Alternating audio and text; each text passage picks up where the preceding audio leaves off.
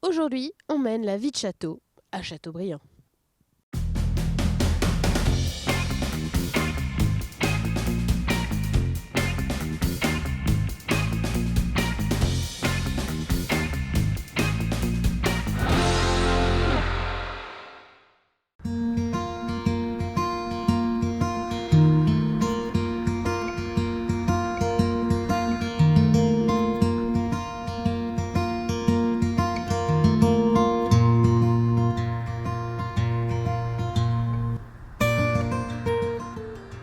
Bonjour à tous, bienvenue dans Sur Place, l'émission qui se déplace au gré de l'actualité. Et aujourd'hui, nous sommes à Châteaubriand pour vous parler de la restauration du château de Châteaubriand. Depuis plusieurs années, la partie médiévale faisait l'objet de travaux. Et ça y est, enfin, le grand public peut le découvrir. On vous propose de faire une visite avec le responsable du château, mais aussi avec l'architecte des monuments historiques. C'est parti.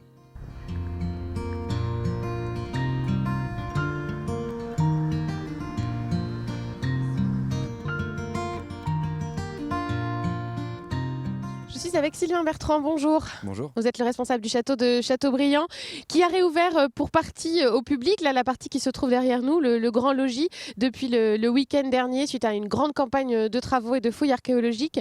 En fait, ça fait 20 ans presque que le château de Châteaubriand connaît des travaux. C'est une façon pour vous aussi de mieux connaître l'histoire du lieu? Oui, c'est ça fait à peu près une vingtaine d'années. L'intérêt, c'est qu'à chaque fois qu'on a une phase de travaux, on a aussi une phase de fouilles archéologiques. Et donc, les archéologues découvrent forcément de nouvelles choses et ça nous permet d'améliorer notre connaissance du site. Ce qui a été le cas ici. On a vraiment une architecture assez complexe avec une partie Renaissance qui se trouve juste ici et une partie médiévale.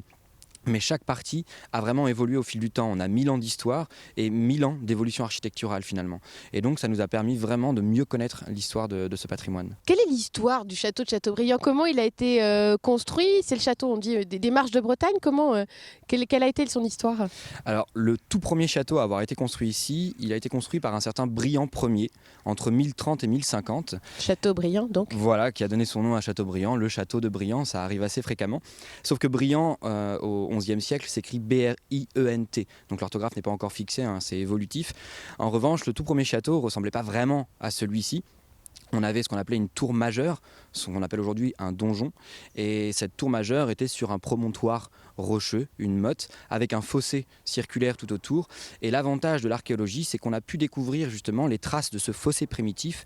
Et on sait que le donjon du XIe siècle, le tout premier donjon en bois, se trouvait à l'emplacement quasi exact du donjon qu'on a aujourd'hui. Du donjon actuel. Donc on sait qu'en fait le donjon a été remodelé au fil du temps, mais au même emplacement. Donc ça, c'était la première partie, c'est l'époque médiévale, quoi, voilà. C'est ça, voilà, au XIe siècle. Et ensuite, le château a été modifié au cours de son histoire. Il s'implante en effet sur les Marches de Bretagne. Donc les Marches de Bretagne, c'est une zone frontalière entre la Bretagne et la France. Alors une zone qui va énormément évoluer au fil du temps pour arriver à se fixer à peu près au XIIIe siècle. Et donc Châteaubriand est un château qui se situe côté breton et qui sert à défendre justement la Bretagne contre le royaume de France. Bon, aujourd'hui, les relations sont plus détendues, voilà, entre la Bretagne et le Royaume de France. Et puis après, il y a la partie Renaissance, donc qui est derrière nous, qui est le lieu où il y a les expositions que certains ont peut-être pu voir. Quelle est l'histoire de cette partie-là du bâtiment? Alors avant d'entamer sur la partie Renaissance, on a déjà une grande des famille. époques. Un petit peu, on a une grande famille qui arrive justement à Châteaubriand au XIVe siècle. En 1383, Louise de Châteaubriand, donc qui est la dernière finalement descendante de ce lignage de la famille de Châteaubriand, meurt. Et c'est la famille des Dinan qui va prendre possession du château. Et la famille de Dinan, c'est une famille très prestigieuse, très importante, et ils vont complètement modifier la structure du château. Ils vont construire un grand logis seigneurial. Donc c'est le grand logis justement qui est ici et qui vient d'être restauré, qui va ouvrir au public. Et rehausser également le donjon, on va avoir un vrai complexe résidentiel. Et à la fin du XVe siècle, de nouvelles améliorations vont être apportées à la partie médiévale et un nouveau logis sera construit de l'autre côté, dans l'ancienne basse-cour, puisqu'ici on était dans la basse-cour au Moyen-Âge, et c'est le tout premier logis Renaissance finalement qui va apparaître. Et donc c'était des logis, parce qu'on parle du grand logis ici, du logis, donc c'est de l'endroit où les seigneurs logeaient. Voilà, où on se loge exactement, Ouais. ou alors où on peut loger également des convives. Voilà.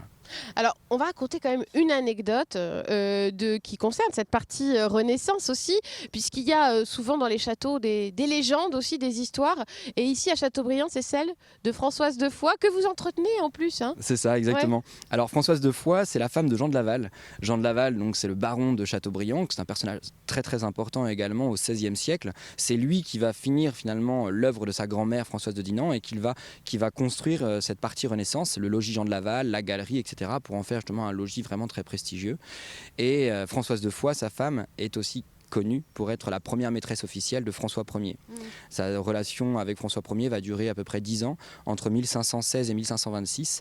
Et la légende veut, alors je précise encore qu'il s'agit d'une légende, hein, les écrits légers postérieurs vont en faire vraiment ce personnage-là, mais la légende veut qu'en revenant à Châteaubriand après sa rupture avec François Ier, les relations entre elle et Jean de Laval étaient un petit peu complexes, et la légende continue en disant que Jean de Laval l'aurait fait assassiner dans la nuit du 16 au 17 octobre 1537.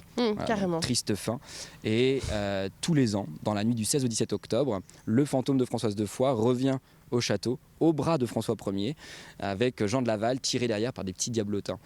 Donc nous, tous les ans, on organise un concert à cette période-là, en l'hommage de Françoise de Foix, un petit concert intimiste dans la chambre dorée. Qui fait un peu froid dans le dos, éventuellement. Voilà. Qui laisse en tout cas divaguer l'imagination. Bon, on va continuer notre visite, nous, du château de Châteaubriand. On va aller voir justement la partie médiévale qui a été restaurée tout récemment.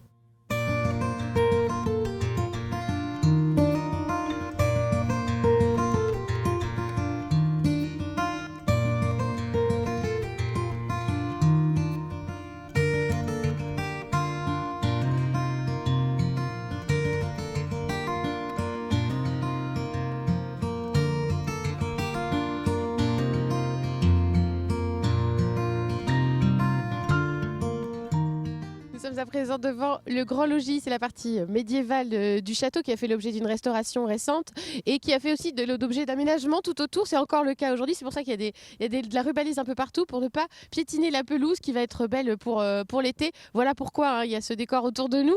Un mot de ce Grand Logis donc, devant lequel on se trouve.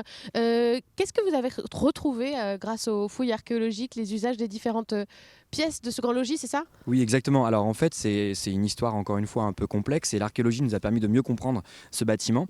Plusieurs choses. Au rez-de-chaussée, on a découvert un four à côté d'une cheminée et également une évacuation, donc probablement un ancien évier, qui nous permet de penser que cet espace était une cuisine au XVe siècle.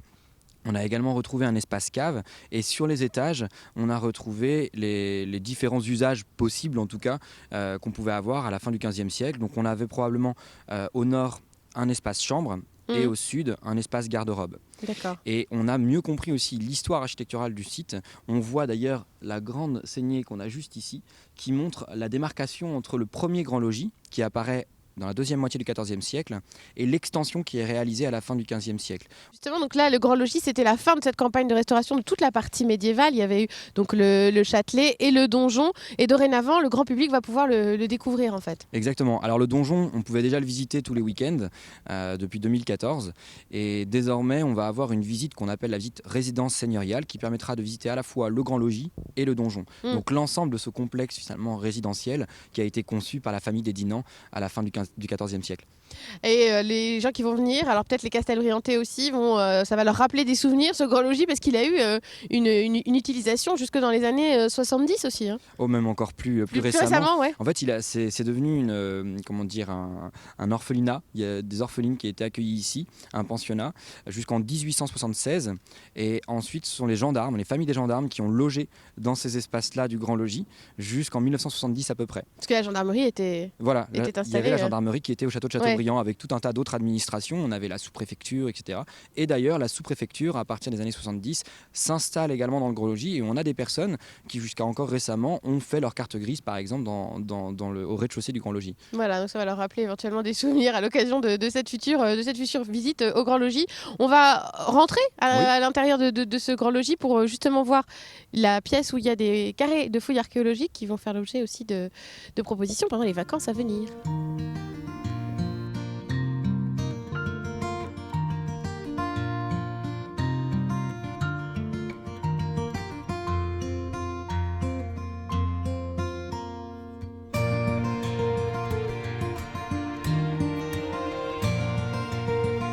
Donc nous sommes rentrés à l'intérieur du Grand Logis dans ce qu'étaient les cuisines. On le voit avec les cheminées derrière dans lesquelles on peut tenir debout. Et là, vous avez installé un carré de fouilles qui va être ouvert au grand public à partir des vacances scolaires qui démarrent ce vendredi. Alors comment ça marche? Parce que là, on a les petits outils. Vous allez faire l'archéologue pour nous? Je vous montre. Ouais. Alors, l'idée, c'est qu'on explique déjà le principe de l'archéologie, les objectifs de l'archéologie. On explique ensuite les outils qu'on utilise. Donc on va expliquer aux enfants qu'on utilise une truelle, qu'on utilise une pelle et un pinceau. Ensuite, on explique comment on fait. Alors il y a une technique assez particulière. Alors bien sûr, c'est simplifié par rapport au travail de l'archéologue, hein. Mais l'idée, c'est de pouvoir, avec la truelle, ramener vraiment délicatement le sable, comme ça. Ensuite, avec la pelle, on met le sable dans le seau qui est en dessous. Voilà, c'est un peu plus subtil que les châteaux de sable, quoi. C'est ça. Et ensuite, on vient dégager, si on trouve un objet, on dégage comme ça avec le pinceau pour éviter justement d'abîmer l'éventuel objet qu'on vient de trouver. Et ces objets d'ailleurs qui ont tous un lien avec l'histoire du château, de Châteaubriand. Plus ou moins, en effet. Voilà. Ouais. On essaye de faire quelque chose d'assez similaire à la fouille archéologique qui a eu lieu dans le logis du Chapelain et dans la chapelle. Donc le type d'objet qu'on a pu retrouver sur site. Alors on comprend avec ces visites libres qui vont avoir lieu maintenant au Grand Logis, puis au Donjon c'était déjà le cas, avec ces animations à destination du jeune public, que l'objectif aussi de ces rénovations, c'est d'attirer encore plus de gens au château de Châteaubriand. L'idée, voilà, c'est de pouvoir fidéliser aussi le public avec des nouveautés, des nouvelles activités, faire vivre le château et montrer aussi à la population que c'est le château de tout le monde et qu'on a des propositions pédagogiques, culturelles, de qualité pour l'ensemble des visiteurs. Combien de visiteurs par an viennent au château de Châteaubriand? Alors on a environ, en 2016, on a accueilli sur le site, de manière générale, 70 000 visiteurs. Et sur les expositions, pour vous donner une petite idée, en 2015, l'exposition L'Égypte des pharaons a accueilli 23 000 visiteurs, donc c'est quand même le double de la population de Châteaubriand. C'est un score assez intéressant. Merci beaucoup Sylvain Bertrand pour cette visite. On espère que vous allez accueillir beaucoup de visiteurs en 2017. Nous, on va continuer justement aussi notre visite avec l'architecte des monuments historiques qui va nous expliquer comment s'est déroulée la restauration. Et on va voir le fameux mur archéologique. C'est juste après la pause. Restez avec nous.